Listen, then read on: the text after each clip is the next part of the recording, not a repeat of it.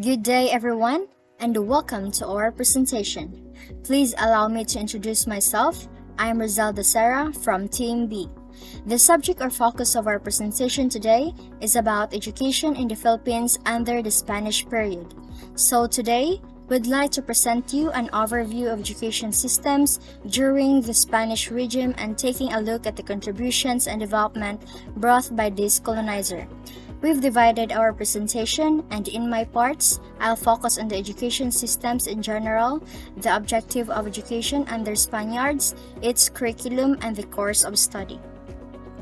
Educational systems are reflections of the economic, political, social, and religious ideals. Education sets a definite objectives and goals reached through systematized, formal instruction and methods. The Spanish and American educational systems have had the most influence on the Philippine education. Early historians, on the other hand, claim that the Filipinos knew how to read and write before the Spanish arrived. According to Dr. Felipe Jocano, as one of the country's most prominent anthropologists and educator, who played a significant role in expanding and refining our understanding of Philippine society, culture, and prehistory. He wrote that a system of writing existed among ancient Filipinos. However, the contemporary scholars disagree about the characteristics of syllabic writing. The emergence of Western powers brought educational practices that reflected the ideologies of these colonizers, and the ideals inculcated represented their cultures. So, many problems in education today are traced to these educational systems, which did not produce the expected results. I'd like to point out one of the purpose or objectives under Spaniards' education was to teach moral religious subjects using the Spanish language as a medium of communication. Education from the primary grades, which was the only extensive level available at that time, and largely had a religious in purpose. That is to say, religion was at the core of the Spanish curriculum, and schools were mainly used to spread Christianity. Church attendance was compulsory for all pupils. Prior to 1863, schools were established in the barrios in small thatched structures known as visitas. This building serves as both a chapel and a schoolhouse. The parish priest administered and supervised the school as part of his responsibilities or duties. And then, separate rooms were given for the boys and girls in the visita. Furthermore, there are other interesting facts we should take a look at the Spanish period. The course of study or a series of courses that every student should complete, including alphabet, syllabic reading, sacred songs, music, as well as a little arithmetic and writing for the more advanced students. Required readings were common prayers and the Doctrina Christiana. Memorization was the preferred method of teaching, and those who did not study their lessons were subjected to whipping.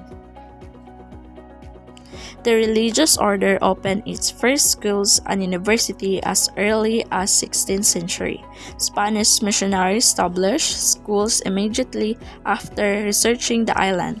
When the Spanish found that the islanders were well educated and literate, the missionaries among them published several books to promulgate the Catholic religion among the islanders. The Agustian opened up parochial schools in Cebu in 1565, and the Franciscans took to the task of improving literacy in 1577. They immediately taught the people how to read and write. Besides, imparting to them is important industrial and agricultural technique.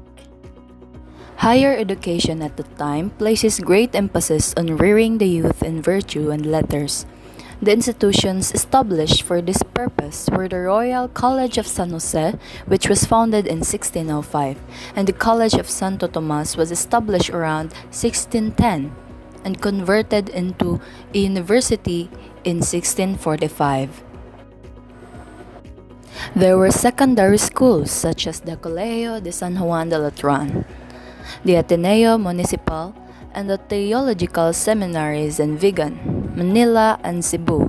Higher education primarily served the upper classes, a degree being a status symbol, a badge of social standing and prestige.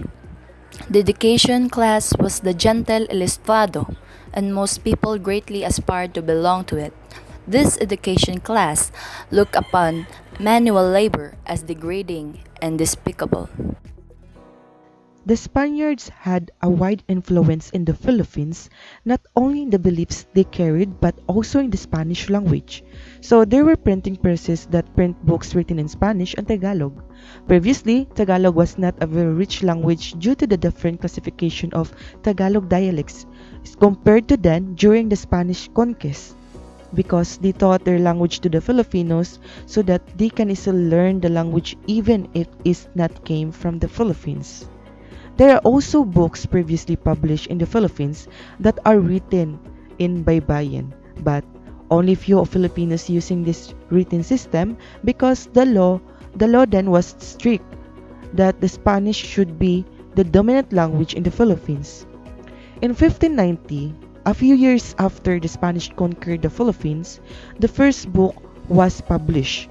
It is one of the new versions of the Doctrina Christiana of the Spaniards, and it is not only written in the Spanish, but also written in Chinese, Tagalog, Latin, and the recognized writing system of the Filipinos, which is the Baybayin. But it is only in 1593 it was printed in the Philippines.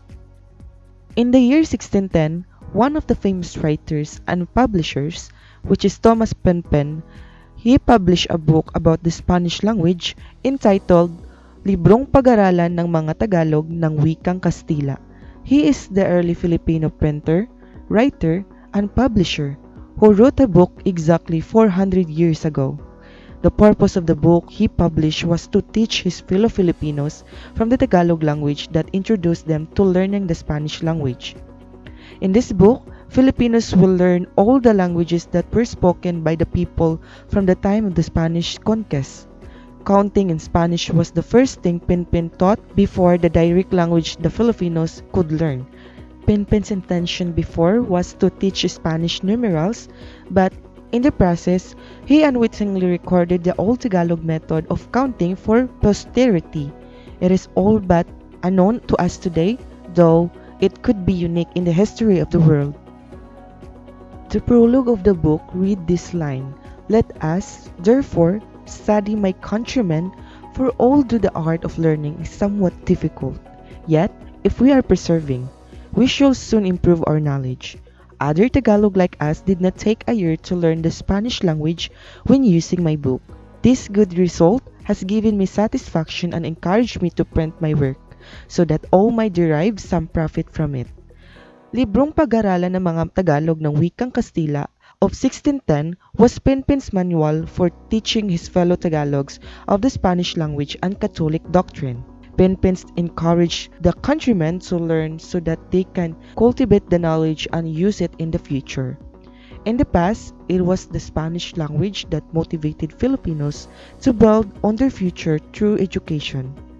One was the Spanish language, then the language used in teaching or the medium of instruction. According to Thomas Penpen, it is not difficult to learn Spanish with the help of his books so that he will work and be motivated to publish many books that he has made so that he can also help others to make a profit.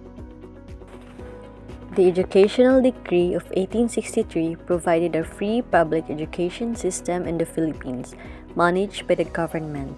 The decree mandated the establishment of at least one primary school for boys and one for girls in each town under the responsibility of the municipal government, and establishment of a normal school for male teachers under the supervision of the Jesuits.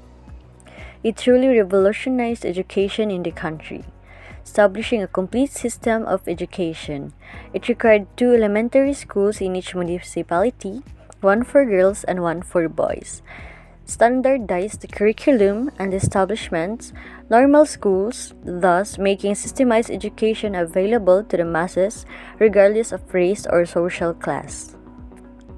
Contrary to what the propaganda of Spanish-American War tried to depict, they were not religious schools. Rather, they are schools that were established, supported, and maintained by the Spanish government.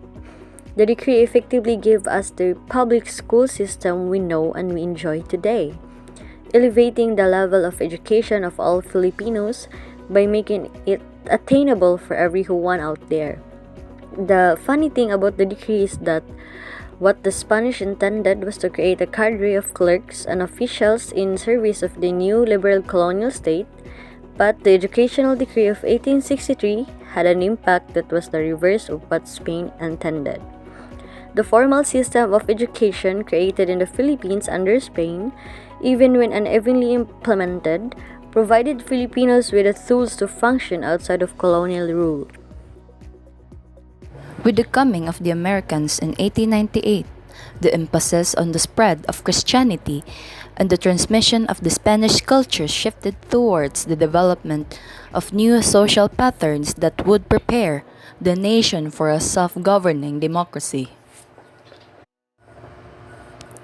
That's all, and thank you for listening.